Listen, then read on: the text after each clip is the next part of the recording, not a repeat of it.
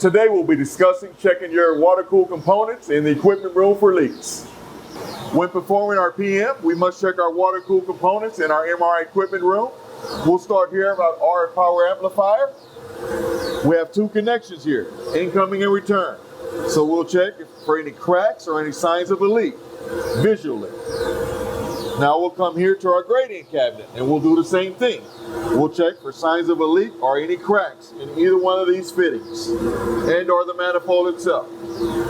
Now we'll go above the cabinet. We'll check here as well. We have water going to our TAS as well and also going out to our gradient coil. If we see any signs of a leak, it's really critical up here because we are above our power electronics. Now, if at any point when you're checking for leaks, if you do come across a leak, first thing you want to do, you shut down your system at the console, and then you'll power it down, and you'll come here and you'll actually power down the cabinets as well. And then you will address the leak as needed.